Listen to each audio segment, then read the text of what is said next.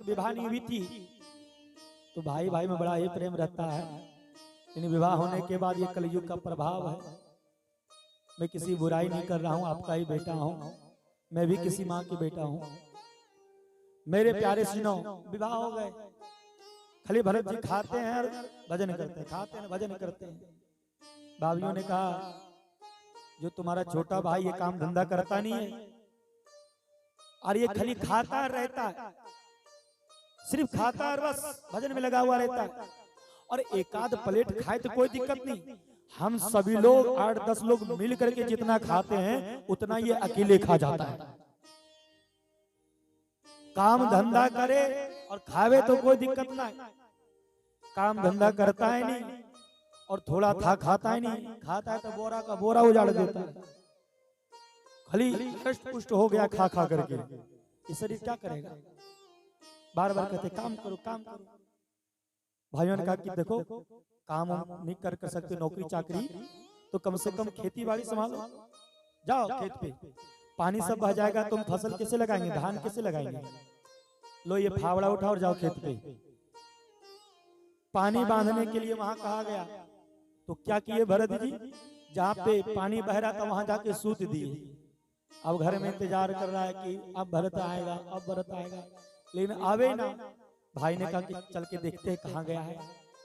तो पानी को मिट्टी से क्या बांधेंगे, जहाँ पानी बह रहा वहां पे सोया हुआ और वहीं कर रहा राम राम राम राम राम। भाइयों ने कहा कि पिताजी ठीक ही कहा कि ये जड़ भरत है, बिल्कुल जड़ है, मूर्ख है। अरे मिट्टी लगानी चाहिए, जो पानी बह रहा बंद करना चाहिए। सो खुद लेट करके पानी बंद कर रहा है, ये कब तक लेट के बंद करेगा? भाइयों ने कहा कि देखो ये फावड़ा है, इसे चलाओ, मिट्टियां रखो, पानी बंद। अच्छा ठीक है, बल्कि उनको सब ज्ञान है, वो जान करके सबके सामने मूर्ख बनना चाहते हैं ताकि मुझे कोई कुछ कहे नहीं। मेरे प्यारे सजनों, ये तो सत्कर्म के लिए चाहते हैं कि मुझे कुछ कहे नहीं, लेकिन एकाध व्यक्ति ऐसे होते हैं जो अपने शरीर को बचाने के लिए आलस्य की तरह कहते थे हम ये कुछ तो जानते ही नहीं है। एक गुरुजी की 2 चेला थे, गुरुजी पूजा पे बैठ गए थे, शालिग्राम जी स्नान कर रहे थे, तुलसी दल भूल गए। चेला से कहा कि चेला जा तुलसी दल बगीचे से तोड़ के ला। तो चेला ने कहा तुलसी, उसको लाने का मन नहीं था तो अजीब सा शकल बनाया। ये गुरुजी तुलसी क्या होता है, जान के बोला। लो वो तुलसी बगीचा में तो शालिग्राम जी को नहीं देते भोग में। लो अच्छा, किस प्रकार से होती, लाल होता है कि पीला होता है? बल्कि जानता है गुरुजी हमको भेजे नहीं ताकि कहे कि ये जानता नहीं इसलिए नहीं भेजेंगे इसको। कहते नहीं वो बगीचा में होता है तुलसी। लो अच्छा, जो बरगद के पेड़ पत्ता की तरह होता है। गुरुजी ने कहा कि तुम नहीं जानते। तब तक दूसरा चेला वहीं खड़ा था, वो सोचा कि अगर ये नहीं लाएगा तो हमको तो लाने के लिए जाना पड़ेगा। तब तक वो बोल क्या पड़ा, अरे तुम नहीं जानते तुलसी को, तुलसी पत्ता? बोला ना, बोला वो केला के पत्ता जैसा जो बड़ा बड़ा रहता है वही तुलसी। गुरुजी ने कहा ओ इसका मतलब तुम भी नहीं जानते हो। गुरुजी ने कहा अच्छा ठीक है, नहीं जानते ना, तो एक काम करो, खा खा के तुम्हें तो मोटे ताजे हो गए। हाँ तो हम तो उठ नहीं सकते पूजा से, एक काम करो, एक व्यक्ति इधर पकड़ो, एक व्यक्ति उधर पकड़ो, और ये तकत उठा करके बगीचा ले चलो, हम तोड़ लेंगे तुलसी। इससे अच्छा तो हम चले गए तो वही ठीक हुआ। अब दोनों चेला उठाया तकत, बगीचा ले गया, हाँफते हाँफते तुलसी तोड़े। गुरुजी ने कहा कि अब ले चलो वहीं पर पूजा के घर में। फिर तकत उठाया, फिर पूजा घर पहुंचाया। गुरुजी ने कहा क्या अब तुलसी को भूलोगे क्या? बोले जीवन भर नहीं भूलेंगे, अब कभी नहीं भूलेंगे। लेकिन कोई कोई जानबूझ करके कहते हम नहीं जानते हैं, आलस्य के कारण कुकर्म में चले जाते हैं। लेकिन यहाँ भरत जी जानबूझ,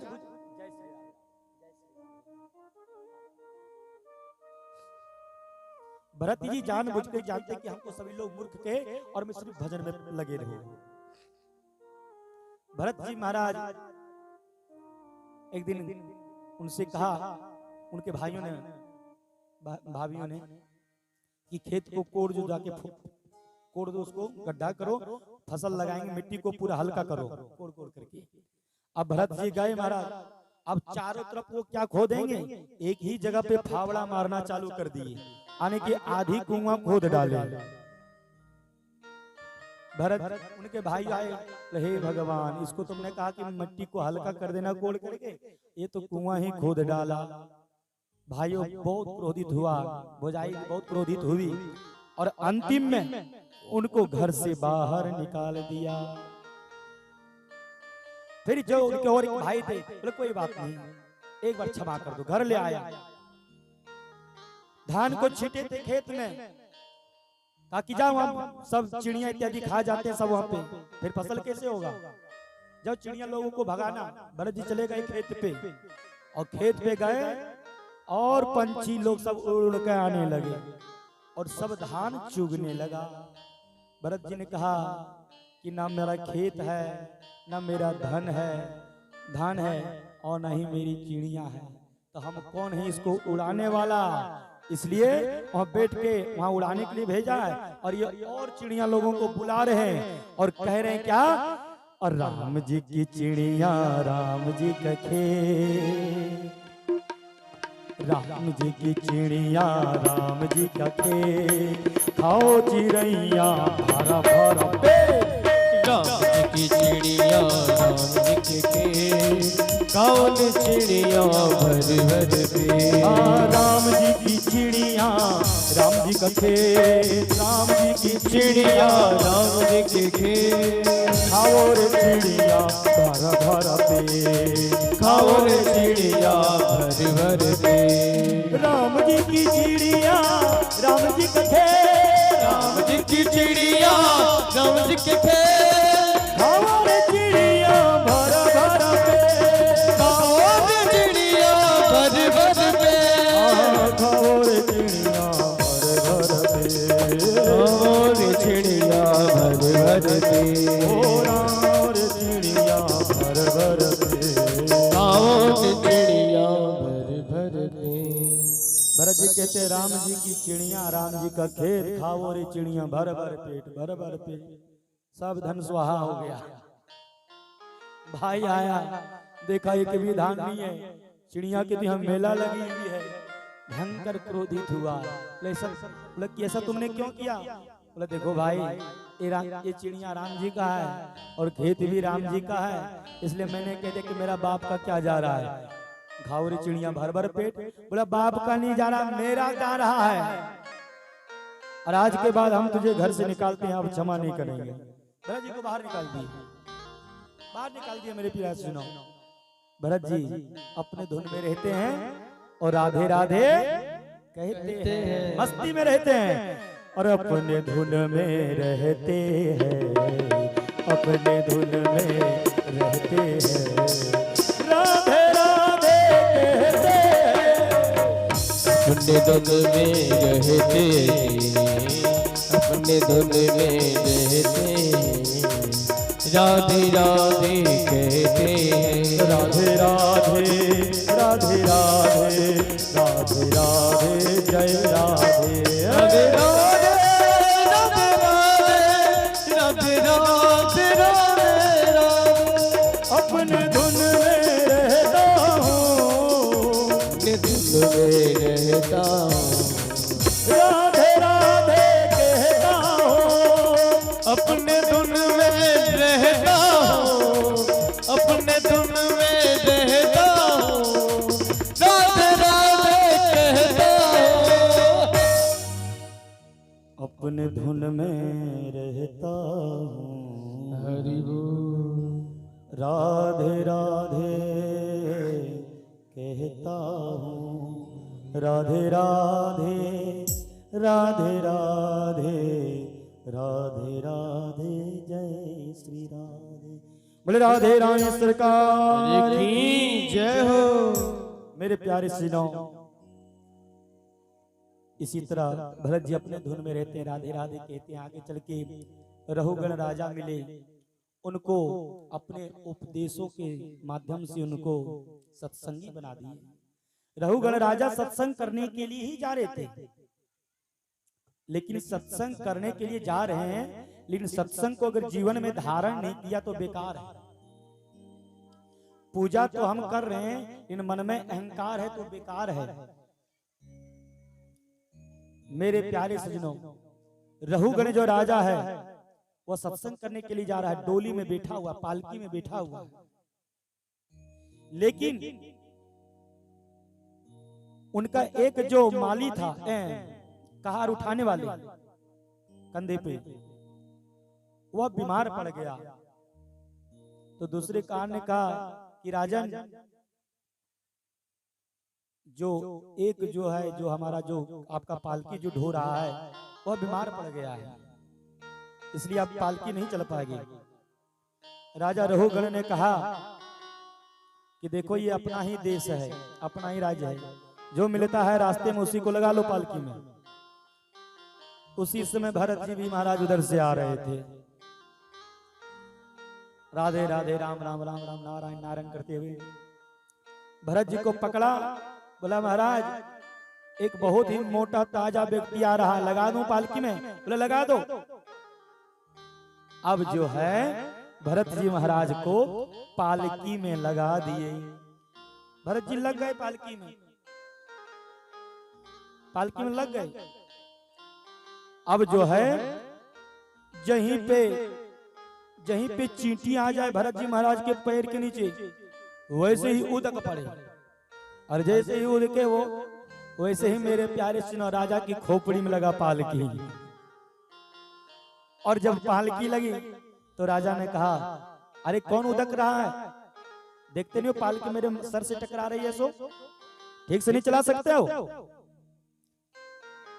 मेरे प्यारे सुनो, कारों ने कहा जो डोली उठाए थे पालकी को, जी महाराज जी। फिर कभी चींटी आवे, फिर भरत जी उछल पड़े, फिर चींटी आवे, फिर उछल पड़े। ये 3-4 बार उनका खोपड़ी में जब लगा, रहुगण ने कहा कि ठीक से कौन पालकी नहीं चला रहा है, तुम लोग दंड के ही लायक हो, अभी बताते हैं। लेकिन मेरे प्यारे सजनों, बोला महाराज हम लोगों के कारण ये पालकी में नहीं आपका सर टकरा रहा है। बोले क्यों? बोले ये नया जो आया है ना, ये पालकी ढोने वाला, ये बार-बार एकदम मिनट सेकंड में उदकता है, और इसके कारण से पालकी हिलती है तो आपके सर में चोट लगती है, इसलिए हम लोगों की गलती नहीं है। बोले खा कितना? बोले रहुगण ने कहा कि रोको पालकी। और भरत जी को कहते हैं, खा कितना मोटा ताजा हो गया है और तुझे पालकी ढोना नहीं आता है?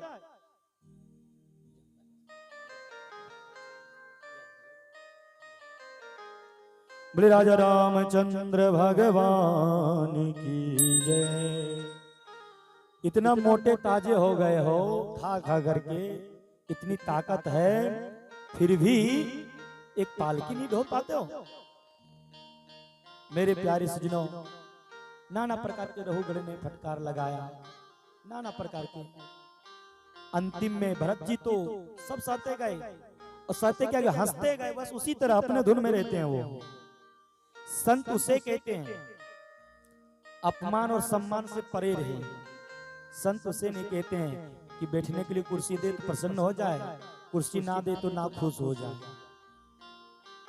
जो हर एक समय, हर एक क्षण, हर वक्त एक जैसा जिसका मुख हो, हमेशा वही संत।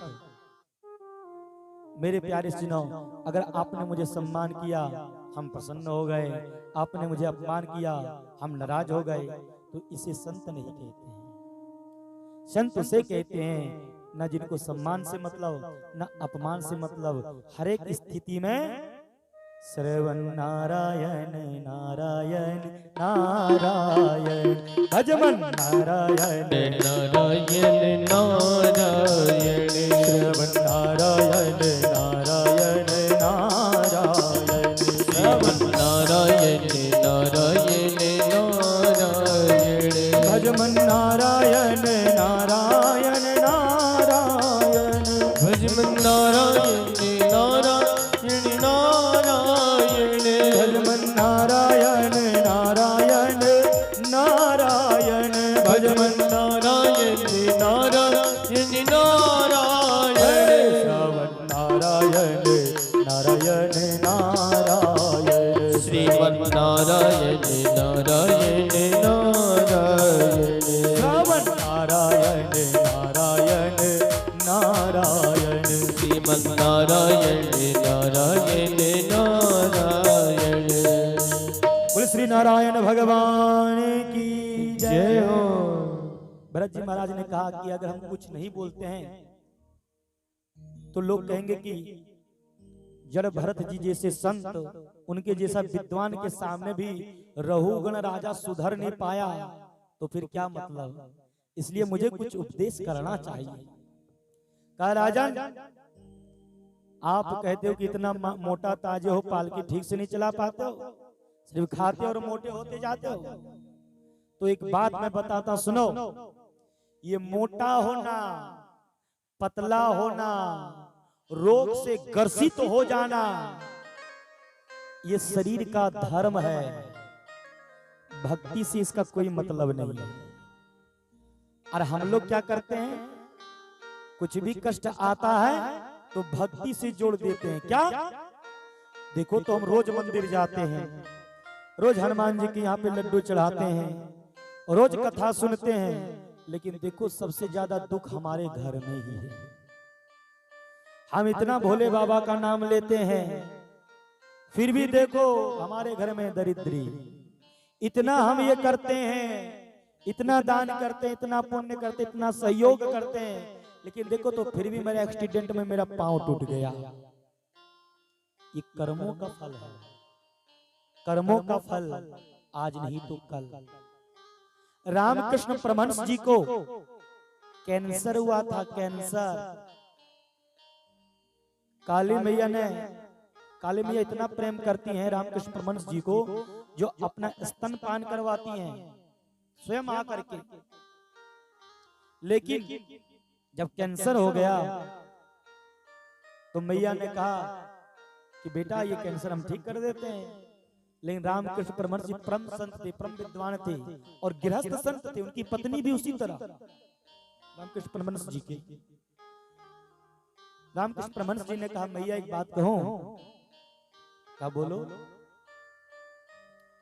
कि मैया इस शरीर को पकना, फूलना, टूटना, फटना, जल जाना, ये शरीर का धर्म है। चाहे जितनी भक्ति कर लो, क्या ये शरीर टिक पाता है? क्या नहीं टिक पाता है, एक दिन स्वाहा हो जाता है। भक्ति से इसको मत जोड़िए।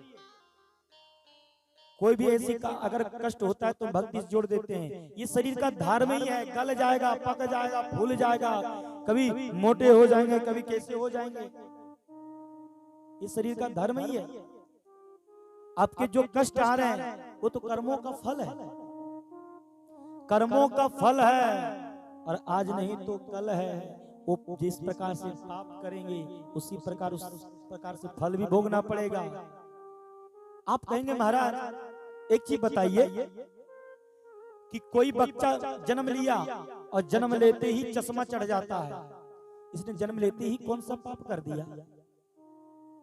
कोई बच्चा जन्म लेता है और उसको कैंसर से पीड़ित रहता है, उसने जन्म लेते ही कौन सा पाप कर दिया जो उसे ये सजा भगवान ने दे दी? कोई बच्चा जन्म लेते ही मिट्टी के कटोरी में खाता है और कोई बच्चा जन्म लेते ही सोने के कटोरी में खाता है। इसने जन्म लेते ही कौन सा पाप या कौन सा पुण्य कर लिया जो सोने के कटोरी में खा रहा है या मिट्टी के कटोरी में खा रहा है? महाराज हमको समझ में नहीं आ रही है बात, तो मैं आपको बोलता हूं इस बात को ध्यान दीजिएगा, आधा अधूरा नहीं सुनिएगा। कर्मों में भेद है, इसलिए फल में भी भेद है। कैसे समझिएगा? मैंने पपीता का पेड़ लगाया, कर्म किया, पौधा लगाया, 6-7 महीने के बाद वह पपीता ने फल दे दिया और मैंने खा लिया। एक वो भी कर्म है जो आम का पौधा लगाया, इंतजार किया, कर्म किया, रक्षा सुरक्षा किया, 10-15 साल 20 साल के बाद उसने फल दिया। एक वो भी कर्म है, मैनेजर ने कहा कि 50,000 जमा कीजिए, 20 साल के बाद 1 लाख लीजिए। कर्म किया, धन लिया, जमा कर दिया, 20 साल इंतजार किया, 1 लाख मिल गया। उसी तरह हम जो कर्म करते हैं उसका फल, कुछ फल आपको यहीं पे प्राप्त करना पड़ेगा। कुछ फल मरते समय, मृत्यु के समय प्राप्त करना पड़ेगा, कुछ फल मरने के बाद, कुछ फल जो है जब नरकों में सारा आदम अपने कर्मों का फल भोग लोगे, तो कुछ कर्म का फल जो है पुनः जब जन्म किसी योनि में होगा तो उसमें भोगोगे। जैसे ये जन्म लेते कैंसर हो गया, इसका कुछ कर्म था इसलिए जन्म लेते ही हो गया। कुछ कर्म का फल तुरंत मिलेगा। कैसे? बाहर गए, रास्ते में जाते हुए व्यक्ति को एक तमाचा मैंने लगा दिया, तुरंत वो 4 तमाचा मुझे दे दिया। कर्म मैंने किया, एक तमाचा लगाया, एक कर्म हुआ, उसने भी तुरंत उसका फल दे दिया। दिया क्या दिया? लोग कहते हैं पूर्व जन्म होता ही नहीं है। होता है, नहीं होता है तो उस बच्चे से सीख लो जो जन्म लेते ही कैंसर हो गया। उस बच्चे को देख करके सीख लो जो जन्म लेते ही अंबानी के घर में सोने की कटोरी में खा रहा है। उस पौधे से सीख लो जो 6 महीने में फल दे रहा है। वो लाख रुपया जो बीमा करवाया था वो 20 साल के बाद मिला, उससे सीखो। दत्तात्रेय जी महाराज ने 24 गुरु बनाए थे, अभी कथा आप सुनेंगे। भावराव को बनाए थे, पृथ्वी मैया को बनाए थे, आकाश को बनाए थे, पानी को बनाए थे, वैश्या को बनाए थे। 24 गुरु बनाए और 24 गुरु से सीखे। मेरे प्यारे सज्जनों, 2 गुरु मुख्य होते हैं जीवन में, कुल गुरु, शिक्षा गुरु। कुल गुरु आपको भव से बेड़ा पार लगाएंगे, आपके पूर्वजों को बेड़ा पार लगाएंगे। शिक्षा गुरु आपको संसार से बेड़ा पार लगाएंगे पढ़ा लिखा करके। दोनों गुरुओं को सम्मान कीजिए, चरणों में साष्टांग दंडवत प्रणाम कीजिए। ऐसे नहीं कीजिए, ऐसे नहीं, पांव छू करके, उनके अंगूठा छू करके मास्टर साहब का और कुल गुरु का। आपने जीवन में जिससे जो चीज सीखी है वो सभी गुरु हैं, उन सभी का सम्मान कीजिए। मेरे प्यारे सज्जनों, नाना प्रकार के उपदेश यहाँ पे भरत जी कर रहे हैं। रघुगण राजा को,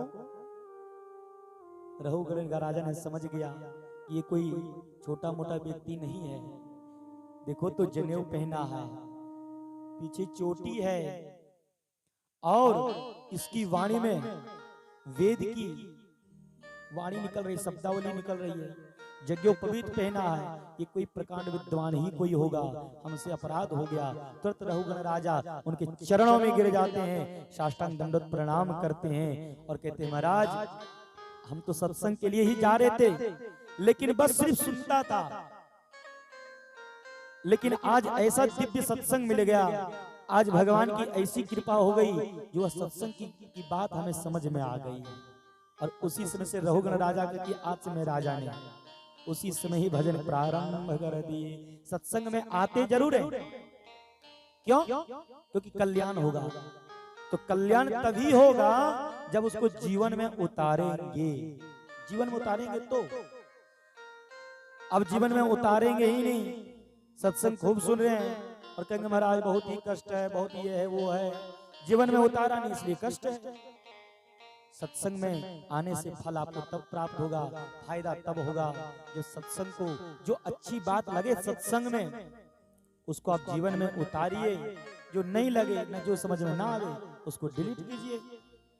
काहे को ये हैंग हो जाएगा मोबाइल, खोपड़ी आई है, अच्छी बात लगे उसको जीवन में उतार लीजिए, आपका ये संसार बड़ा ही सुखमय व्यतीत होगा। बोले राजा रामचंद्र भगवान की जय। किसी बात की चिंता नहीं कीजिए, सब परमात्मा करते हैं, सब ठाकुर जी करते हैं।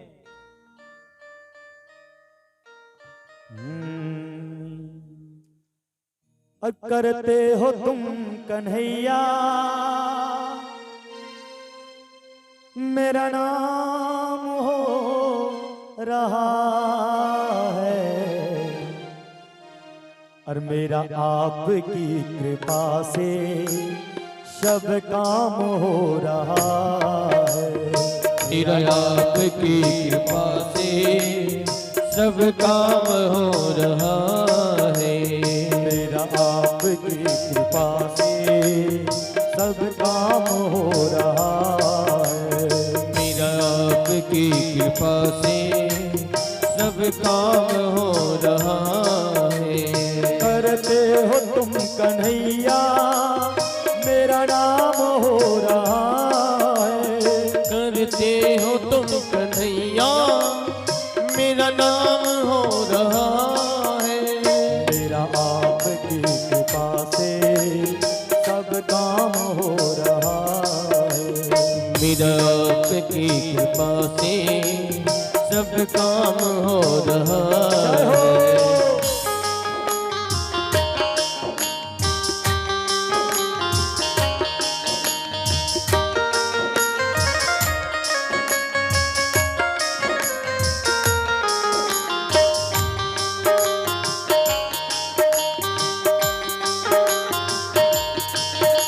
और क्या, पतवार के बिना ही मेरी नाव चल रही है। पतवार के बिना ही मेरी नाव चल रही है। बिन मांगे है कन्हैया हर चीज मिल रही है। बिन मांगे है कन्हैया हर चीज मिल रही है। सच बताऊं, ये अपना जीवन का अनुभव बता रहे आपको। बिन मांगे है कन्हैया हर चीज मिल रही है।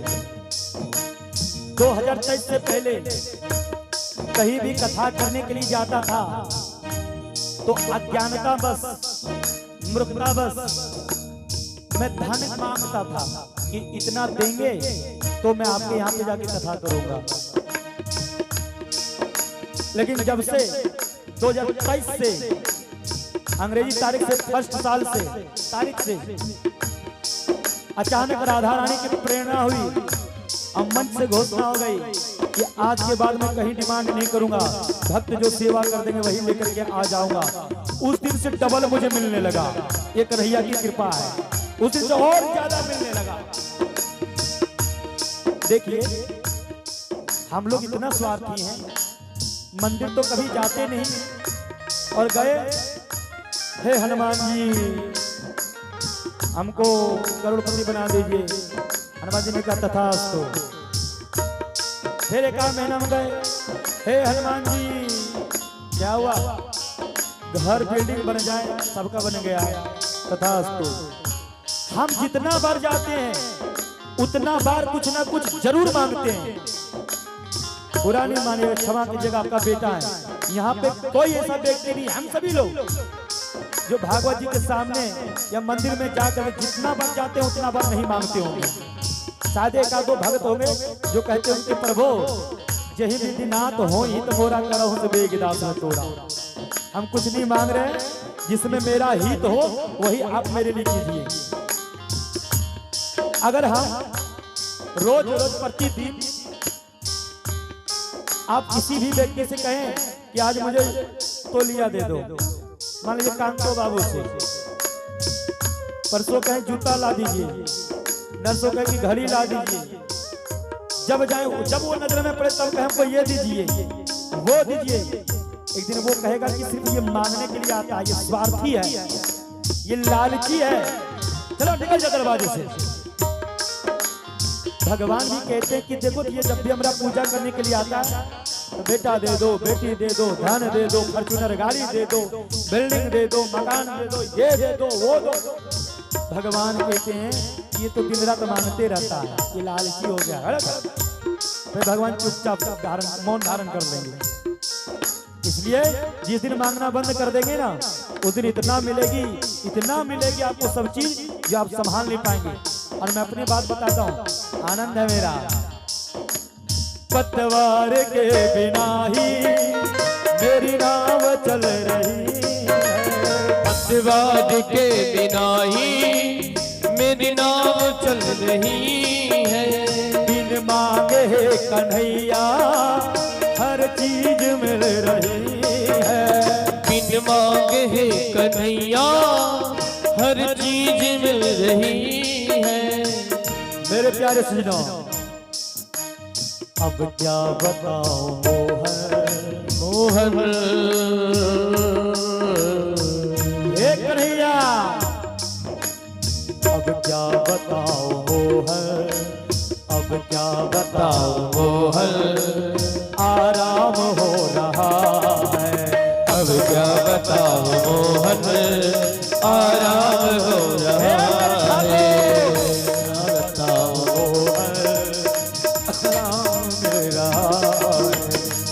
क्या बताओ मोहन आराम हो रहा है। करते हो तुम कन्हैया, करते हो तुम कन्हैया, मेरा नाम हो रहा है। करते हो तुम कन्हैया, मेरा नाम हो रहा है। मेरा आपकी कृपा से सब काम हो रहा है। मेरा आपकी कृपा से सब काम हो रहा है। गोविंद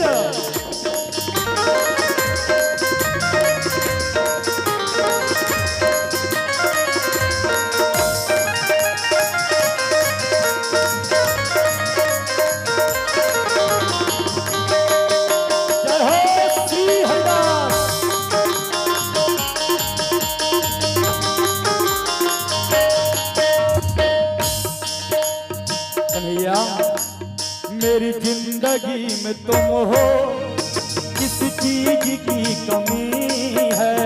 मेरी जिंदगी में तुम हो, किस चीज की कमी है। हे ठाकुर, हे मेरे बांके बिहारी, हे मेरे नंद के दुलारे, यशोदा के दुलारे, सबसे बड़ा धन तो राम नाम धन है। ये धन जो ये पैसे इत्यादि जो है ना, इसको अपने छाती पे रख करके बाहर में सोइए, सुबह तक नहीं मिलेगा, चुरा के कोई ले जाएगा। लेकिन अभी जो धन कमा रहा हूँ राम राम गा करके, ये धन कोई चुरा नहीं सकता है। और सबसे बड़ा धन मुझे मिल गया, तो और किस धन की जरूरत है भाई, नश्वर है। हाँ, मेरी जिंदगी में तुम हो, किस चीज की कमी है। मेरी जिंदगी में तुम हो, किस चीज की कमी है। कन्हैया प्यारे, मेरी जिंदगी में तुम हो, किस चीज की कमी है। मेरी जिंदगी में तुम हो, किस चीज की कमी है। मुझे और अब किसी की परवाह भी नहीं है। मुझे और किसी की दरकार भी नहीं है। मुझे और अब किसी की दरकार भी नहीं है। मुझे और अब किसी की दरकार भी नहीं है। हे मेरे ठाकुर, तेरी बदौलतों से मोहन, तेरी बदौलतों से सब काम हो रहा है। तेरी बरकतों से सब काम हो रहा है। करते हो तुम कन्हैया, करते हो तुम कन्हैया, मेरा नाम हो रहा है। मेरा नाम तुम कन्हैया, मेरा नाम हो रहा है। मेरा आपकी कृपा से सब काम हो रहा है। मेरा आपकी कृपा से सब काम हो रहा है। जय हो।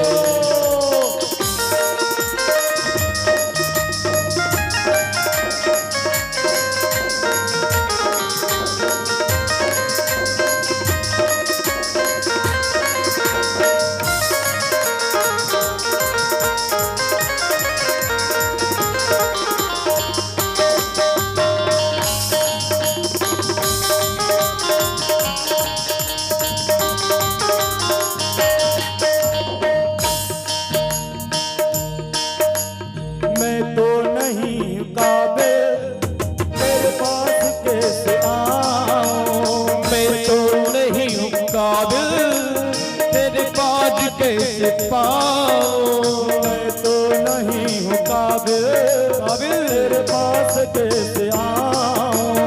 मैं तो नहीं हूँ काबिल, तेरे पास कैसे आऊं। हे ठाकुर, मैं उस काबिल नहीं हूँ जो आपके पास आऊं।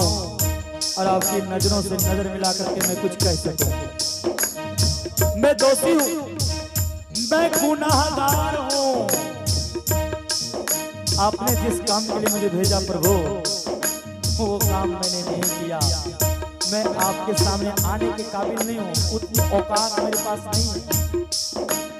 मैं तो नहीं हूं काबिल, तेरे पास कैसे आऊं। मैं तो नहीं हूँ काबिल, तेरे पास कैसे आऊं। टूटी हुई वाणी से गुणगान कैसे गाऊं। टूटी हुई वाणी से गुणगान कैसे गाऊं। टूटी हुई वाणी से गुणगान कैसे गाऊं। टूटी हुई वाणी से गुणगान कैसे गाऊं।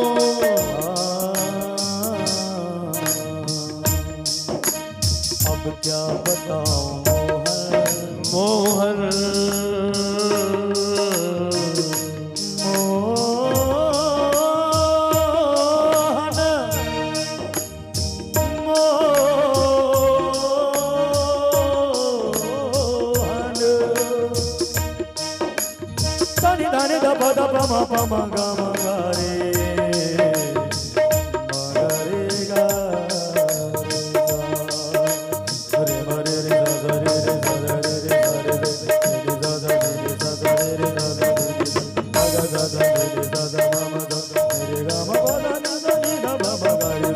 अब क्या बताओ मोहन, अब क्या बताओ मोहन, अब क्या बताओ मोहन, आराम हो रहा है। अब क्या बताओ मोहन, आराम हो रहा है।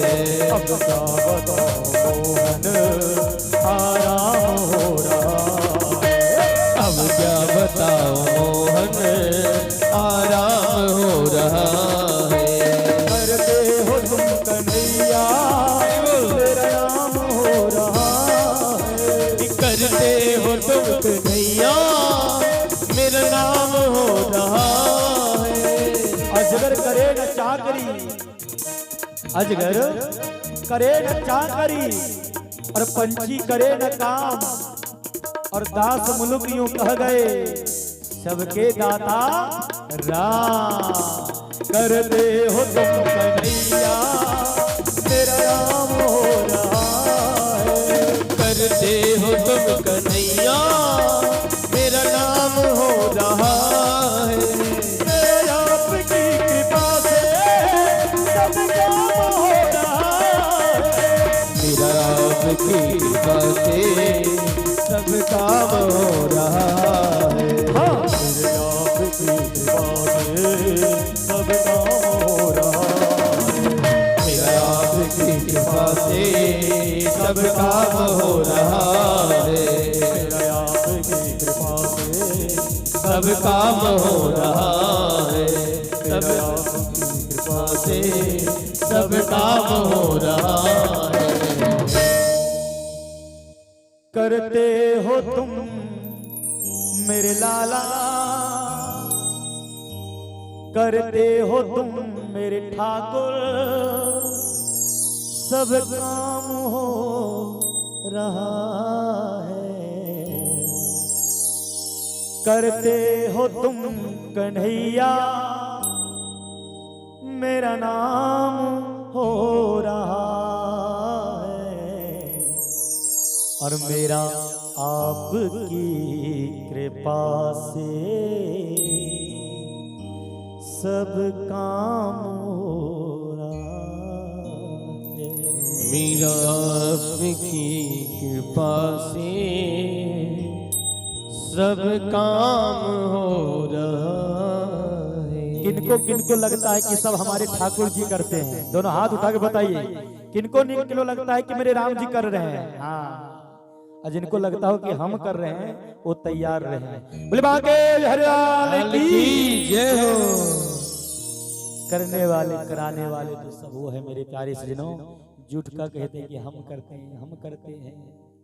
हम तो कुछ भी नहीं करते हैं, हम बोल भी रहे हैं तो हम थोड़ी बोल रहे हैं। राधा रानी यहाँ से जो बोलवा रही हैं वही मैं बोल रहा हूँ। जिस दिन राधा रानी नहीं बोलवाना चाहेंगी उस दिन हम नहीं बोल पाएंगे। थोड़ा सा एक नल ढीला करेगा गूंगा बन जाएंगे। कहते हम चलते हैं भैया, थोड़ा सा भगवान इधर का उधर तार इधर उधर गिरा दिए ना, पूरा साउंड बंद हो जाएगा। उस तरह भगवान भी तार इधर उधर थोड़ा कर दिए ना तो चलना बंद हो जाएगा।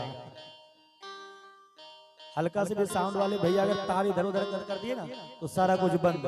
उसी तरह वो भी जो ऑपरेटर बैठे ना वो भी इधर उधर कर दिए ना तो क्या काके में भरती है, फल लेके पहुंचोगे, अनार लेके पहुंचोगे, जूस लेके पहुंचोगे, क्योंकि इलाज चल रहा है। वृंदावन बिहारी लाल की जय हो। मेरे प्यारे सजनों, कल रुक्मिणी जी का बड़े ही धूमधाम से विवाह संपन्न हुआ। रुक्मिणी जी के एक पुत्र हुए जिनका नाम है प्रद्युम्न। मेरे प्यारे सजनों, प्रद्युम्न जन्म लिया और शंबरासुर ने प्रसूति गृह से ही उस प्रद्युम्न को चुरा के ले गया। ध्यान दीजिएगा, शंबरासुर जो है प्रसूति गृह से ही प्रद्युम्न को शंबरासुर ने चुरा के ले गया और क्या किया, समुद्र में फेंक दिया। क्योंकि शंबरासुर और यदुवंशियों से, कृष्ण भगवान से उसका दुश्मनी चलती है, दे दिया।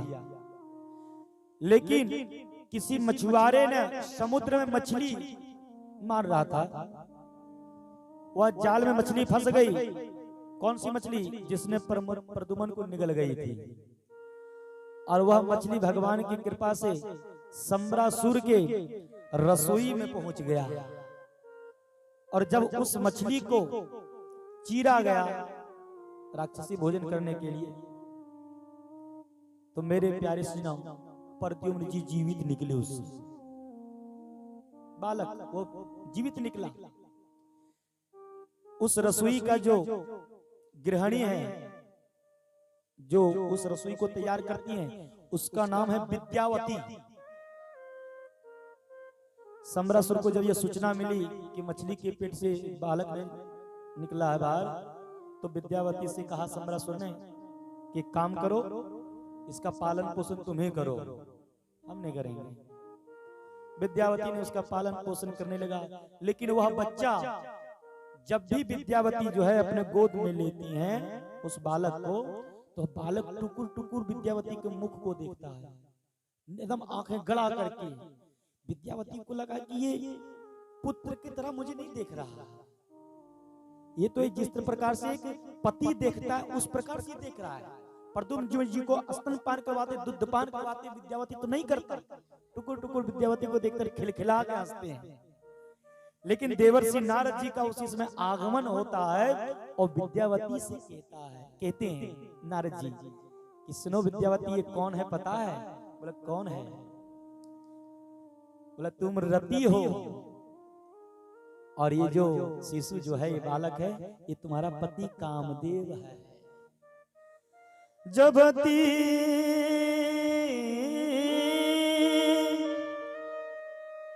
जब शिवती सरनयन उघारा, जब शिवती सरनयन उघारा, चितवत काम भयउ चरिचारा, चितवत काम भयउ चरिचारा।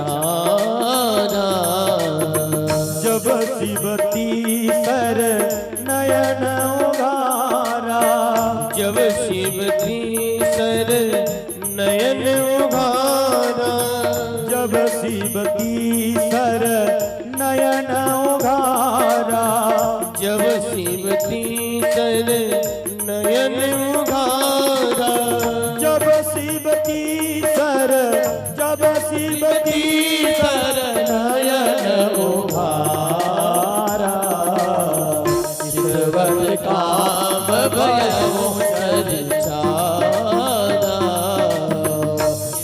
मत काम भयो जरी चारा। जब कामदेव जी भगवान भोलेनाथ की समाधि को भंग करने के लिए जब गया था, उस समय विद्यावती ध्यान देना, जब तुम्हारा पति कामदेव है ये, और जब ये भगवान भोलेनाथ की समाधि को भंग करने के लिए जब गया, तो भगवान भोलेनाथ ने अपना तीसरे नेत्र से इसको जला के भस्म कर दिए। तब तुम गई थी भगवान भोलेनाथ के पास, हे भगवान भोलेनाथ अब मैं कैसे रहूंगी और मेरा पति कैसे मिलेगा, क्या होगा। तब भगवान भोलेनाथ ने वरदान दिया था, जब जदुवंश कृष्ण अवतारा, जब जदुवंश कृष्ण अवतारा, जब जदुवंश कृष्ण अवतारा, जब जदुवंश कृष्ण अवतारा, जब जदुवंश कृष्ण अवतारा, होई हरण हरण महिमारा, रम होई महिमारा।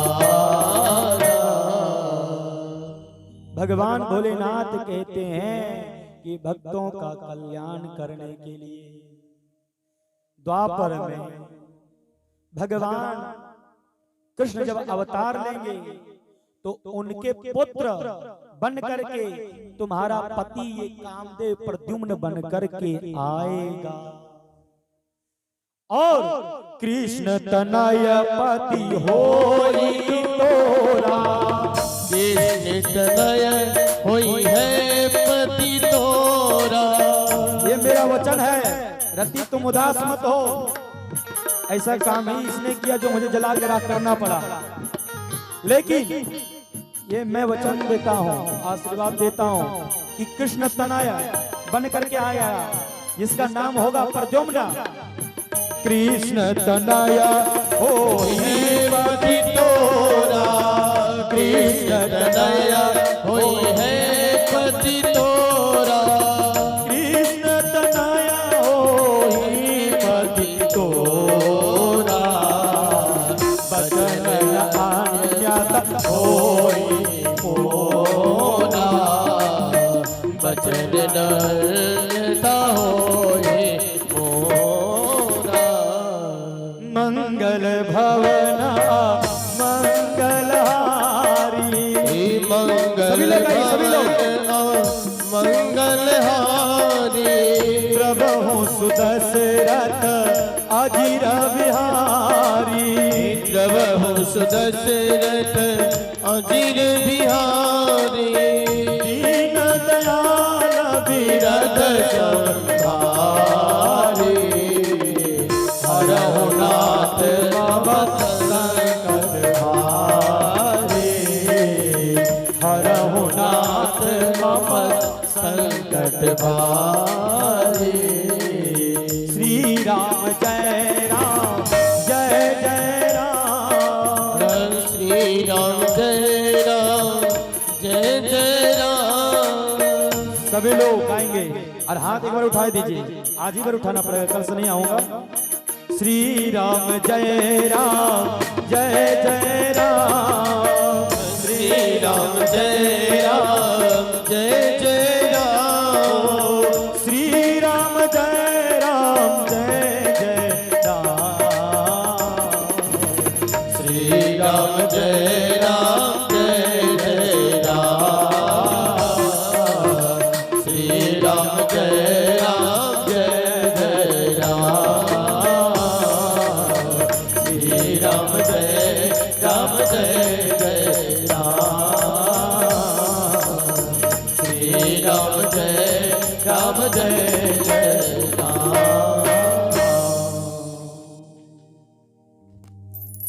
जब जदुवंश कृष्ण अवतारा, होई हरण महामहिभारा, और कृष्ण तनया होही पति तोरा। तनय बन करके आएगा, तनय मतलब बेटा बेटी, तनय मतलब बेटा बेटी होता है, लेकिन ये बेटा बन करके आएगा तभी नहीं तुम्हारा पति होगा। और यही तुम्हारा पति कहलाएगा, इसका नाम होगा प्रद्युम्न। वही तुम्हारा जो सो मुख को टुकुर टुकुर देख रहा है। प्रद्युम्न जी हंसने लगे। बालक वही हंस रहे, उनको ज्ञान है ना। विद्यावती अब उनको खूब पालन पोषण अच्छे से करने लगी। इतने में जो है मेरे प्यारे सजनों बड़ा हुआ, और जब भगवान कृष्ण को पता चला कि मेरा बेटा को तो चुरा करके संबरासुर ले गया था, समुद्र में डाल दिया, सारा पता चला उनको, तो संबरासुर से कहा मेरा बेटा और बहू दोनों वापस करो। पता चल गया था कि विवाह भी हो गया। संबरासुर ने कहा नहीं, भगवान ने युद्ध किए, उस युद्ध में संबरासुर मारा गया। बोली द्वारकाधीश की जय हो। लेकिन मेरे प्यारे सजनों, जो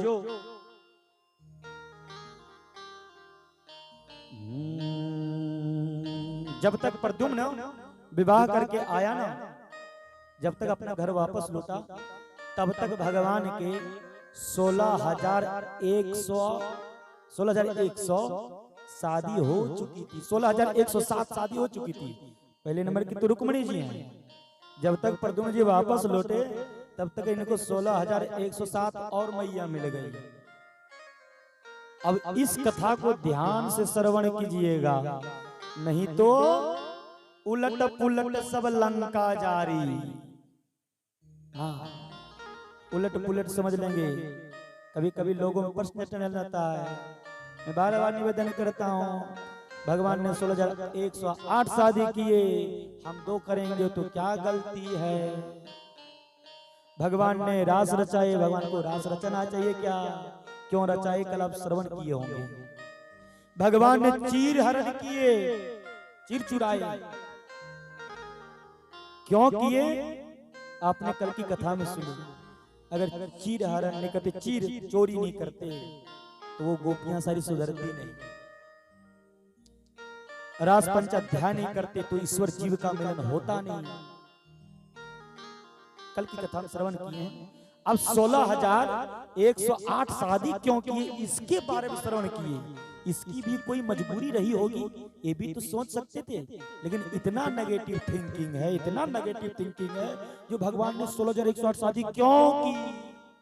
हमको एक करने के लिए कहते हैं और अपने 16,108 किए। भगवान ने जो किया ना, उसको मत देखो और कहोगे कि भगवान ने किया तो हम भी करेंगे। तो शादी से पहले गोवर्धन पहाड़ उठाए थे कनिष्ठिका उंगली में, 7 साल की उम्र में। और अभी तो अब हट्टे कट्टे जवान हो गए होंगे। 2-4 ईंटा उठा के दिखा दो कानी उंगली से, शादी कर लेना। वो 16,108 की